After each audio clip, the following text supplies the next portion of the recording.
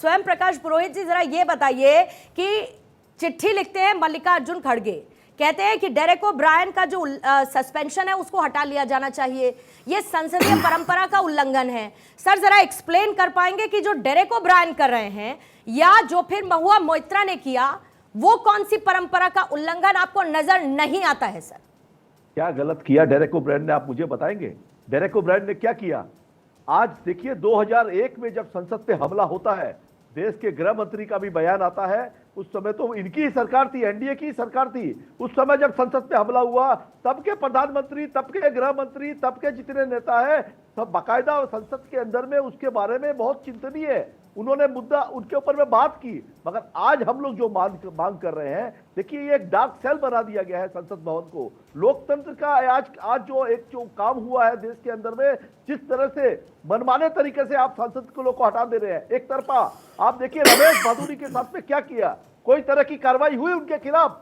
जिस व्यक्ति ने एक गलत टिप्पणी की किसी समुदाय के लिए, एक गाली का प्रयोग किया संसद के अंदर में, आज तक वह व्यक्ति संसद के अंदर में जा रहा है। तो ये एक तरफा ये लोकतंत्र की हत्या नहीं है तो और क्या है?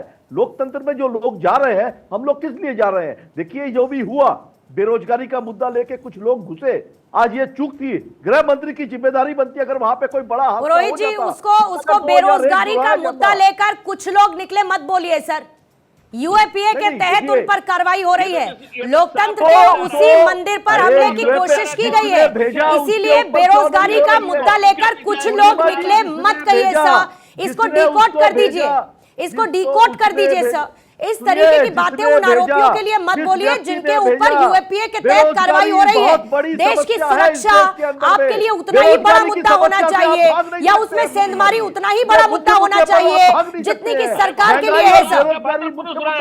अननेसेसरी का डिफेंस मत लेकर आइए।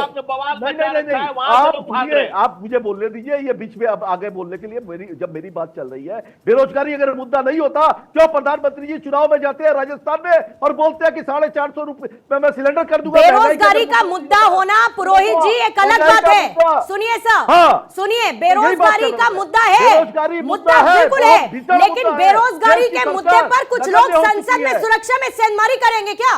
कौन की जिम्मेदार है? कोई कहां पर करेंगे? क्या प्रदर्शन के लिए जगह नहीं है? विरोध करने के लिए जगह नहीं है? अपनी बात कहने के लिए तरीके नहीं है क्या? कौन जिम्मेदार है? मुझे इस बात का जवाब दीजिए। जो व्यक्ति जिम्मेदार है उसको जिम्मेदारी लेनी पड़ेगी। जिसने उसको अलाउ किया, प्रताप सिन्हा ने आज तक चैनल पर भी बैठकर किया जा रहा है, और लोकतंत्र के मंत्री में भी बैठ कर उसका बचाव जो लोग कर रहे हैं वो सारे के सारे एक्सपोज हो रहे हैं। इस देश की जनता आज देख रही है कि इसके कैटलिस्ट कौन है, और इनकी फंडिंग करता है, लोकतंत्र की हत्या करने वाले लोग हैं, और इनकी फंडिंग करता था, जिसके पैसे से मोबाइल आता था। ठीक है धनंजय जी, जरा होल्ड कीजिएगा प्लीज। पुरोहित जी अपनी बात पूरी करिए। संजय जी आती हूँ आपके पास पर मैं जल्दी से। पुरोहित जी देखिए लोकतंत्र के अंदर में जिस तरह से हमारे यही थी तो मांग है कि प्रताप सिन्हा को गिरफ्तार क्यों नहीं किया गया, जिसने सही करके उस व्यक्तियों को जाने दिया। जो गलत है उस व्यक्ति को गिरफ्तार आज तक नहीं, क्योंकि वो भारतीय जनता पार्टी का सांसद है। अगर वो तृणमूल कांग्रेस का सांसद होता, अभी तक आप मुझे राष्ट्रद्रोही करार देते थे। भारतीय जनता पार्टी के प्रवक्ता और आप न्यूज चैनल वाले भी देखिए जिस तरह से इलेक्शन कमीशन को इन्होंने एक तरफा कर लिया है। लोकतंत्र को खत्म करने के लिए और इकोसिस्टम बनाने वाले को पता होता है कि कहां से इंडिया गठबंधन की मीटिंग होने जा रही है, ये डर गई है सरकार, और इसके इकोसिस्टम बनाने के पीछे जरूर तृणमूल का हाथ है। तभी स्वयं प्रकाश पुरोहित उन लोगों के बचाव कर रहे हैं, कंडेम नहीं कर रहे हैं, उसकी भर्त्सना नहीं कर रहे हैं। स्वयं पर प्रताप सिन्हा का बचाव कौन कर रहा है? बचाव कर रहे हैं, प्रताप सिन्हा का बचाव तुम कर रहे हो, तृणमूल भी कर रहे हैं, भारतीय जनता पार्टी कर रही है, और इस बोगस गैंग का, इस टूलकिट गैंग का हिस्सा ये भी है। और इस देश की जनता के सामने तृणमूल तो पहले से भी एक्सपोज जनता सब देख रही है। ये काला अध्याय जो आज रचा गया है संसदीय लोगों को, वो चुन कर जैसे फंडिंग थी, इसमें कोई ना कोई फंडिंग का। लेकिन धनंजय जी आप कुछ भी कहिए ना, विपक्ष को तो यही लगता है कि सबको आपने खरीद लिया है, सबको आप डरा कर बैठे हैं। इलेक्शन कमीशन से लेके ईडी से लेके सीबीआई से लेके हर किसी को आप डरा कर बैठे और हर किसी को आप ही चलाते हैं। संसद में प्रधानमंत्री मोदी संसद पर हमला करते हैं, हमला करवाते हैं, ये बात कांग्रेस की तरफ से बार बार उठाई जा रही है। जिस तरीके का नैरेटिव हो रहा है, प्रेम सर माफ कीजिएगा, प्रेम सर, मैं ये सवाल पूछना चाहती हूं कि जिस तरीके से राजनीति इस पूरे मामले को लेकर हो रही है, और हम पहले भी चर्चा कर चुके हैं, इस मामले पर पूरा का पूरा सदन, चाहे पक्ष हो चाहे विपक्ष, एक साथ एक पेज पर नजर क्यों नहीं आ रहा है? क्योंकि ये लोकतंत्र के मंदिर पर हमले की एक कोशिश थी। इसमें अपनी अपनी राजनीति चमकाना और दूसरी तरफ इतने सांसदों को, 92 सांसदों को निलंबित कर देना, सरकार के इस एक्शन को कैसे जस्टिफाई करते हैं सर? देखिए पूर्णिमा जी, ये जरूर आवश्यक नहीं कि लोकतंत्र में सत्ता पक्ष और विपक्ष हमेशा एक हो जाए। लोकतंत्र में विपक्ष की भूमिका होती है और विपक्ष उस भूमिका का निर्वाह करता है। आज सारे सवाल विपक्ष से ही पूछे जा रहे हैं, सत्ता पक्ष से सवाल कौन पूछेगा? विपक्ष स्वयं एक स्टेक होल्डर है सवाल पूछने वाला। लेकिन सवाल यह है कि जो एक्सट्रीम में एक्शन लिया गया सदन से निकालने का, 92 सांसद का मतलब आप 10-10 लाख वोटर भी समझिए तो 8 करोड़ से ज़्यादा लोगों को एक तरह से आपने संसद से पार्टिसिपेशन से अलग कर दिया है। 8 करोड़ से ज़्यादा। तो ये संवेदनशीलता होनी चाहिए कि नहीं होनी चाहिए सत्ताधारी दल में? इससे पहले ऐसे कौन से प्रयास किए गए कि इस गतिरोध को रोका जाए? संसद को चलाने के लिए जब गतिरोध आता है तो सत्ता पक्ष और विपक्ष के बीच बैठकें होती हैं, बारंबार होती हैं। नहीं बुलाई गई लेकिन ये बैठक बुलाई गई सर या नहीं बुलाई गई, ये बताइए। नहीं बुलाई गई, नहीं बुलाई गई, नहीं बोले सर्वदलीय बैठक का नहीं बुलाई सर। सदन से पहले चलने वाली औपचारिक बैठक की बात मैं नहीं कह रहा हूं। जब गतिरोध होता है किसी विषय पर, जैसे आज सुरक्षा में सेंध के सवाल पर हुआ है, विपक्ष एक डिमांड कर रहा है, सुरक्षा में ये जो चूक हुई उसके बाद क्या सर्वदलीय बैठक नहीं बुलाई गई प्रेम सर? नहीं, संसद चलाने के लिए बैठक बुलाई जाती है, पॉइंट्स लिए जाते हैं तो कि क्या कैसे हुआ? इसको उस बैठक चलाया से क्या जाए। निकला? संसद चल पाई क्या?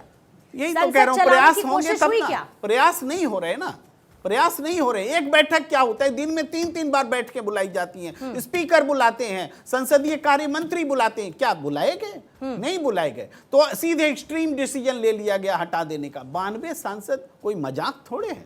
और सवाल विपक्ष पर ही हो रहा है कि विपक्ष हंगामा कर रहा है। विपक्ष किस सत्र में, आज 17वीं लोकसभा चल रही है, कौन सी लोकसभा में विपक्ष ने हंगामा नहीं किया है? चाहे किसी भी पार्टी में, कोई भी पार्टी विपक्ष में हो, बारंबार पूरा सत्र बाइकाट हुआ है। ऐसे ऐसे उदाहरण रहे हैं, लेकिन कभी विपक्ष को इस तरह से ब्लेम नहीं किया जाता। विपक्ष को दुश्मन की तरह व्यवहार कर रहे हैं। अरे सत्ता पक्ष का आदमी गाली गलौज भी करे तो वो सदन में बैठा रहेगा, वो कुछ भी करे तो बैठा रहेगा, और विपक्ष का आदमी सवाल पूछे भी तो वह बाहर हो जाएगा। यह बड़ा सवाल है, इसका जवाब देना पड़ेगा, गंभीरता से देना पड़ेगा। प्रधानमंत्री जी को भी, स्पीकर को भी और गृह मंत्री जी को भी इन विषयों पर एक रास्ता निकालना पड़ेगा। ये वाजिब सवाल नहीं है वाकई में कि अगर 92 सांसदों को आप निलंबित पूरे सत्र के लिए कर देते हैं तो इसके अलावा कोई और तरीका नहीं था।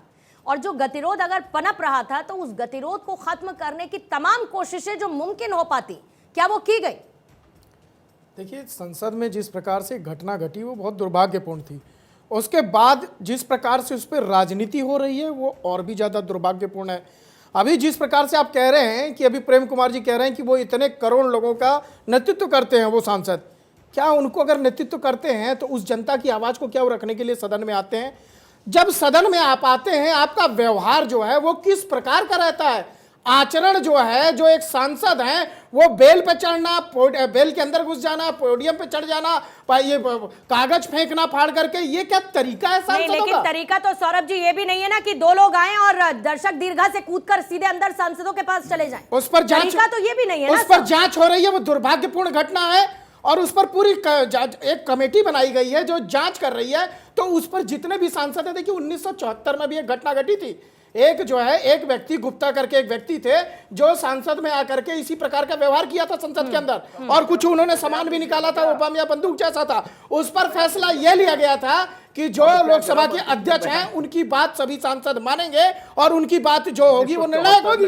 वही आज प्रहलाद जोशी भी उसी बात को कह रहे हैं। प्रहलाद जोशी ने भी उसी बात को कही, संसदीय कार्य मंत्री ने, कि जिस प्रकार से उस समय लोकसभा अध्यक्ष को तय किया गया था, आज भी लोकसभा अध्यक्ष को यह अधिकार है कि वो तय करें कि क्या घटना घटी है। लेकिन सिर्फ मोदी जी का नाम लेकर के कि मोदी जी आकर के बोले, सिर्फ इसका मतलब आप समाधान नहीं चाहते, कहीं ना कहीं आप पूरे सदन को डिस्टर्ब करना चाहते हैं। जनता की गाड़ी कमाई, जिसका 1-1 रुपया गाड़ी कमाई टैक्स का पैसा जिससे सदन चलती है, उस जनता का आप अपमान करते हैं। इस प्रकार से अगर व्यवहार करेंगे, टेबल के ऊपर चढ़ेंगे तो क्या किया जाएगा?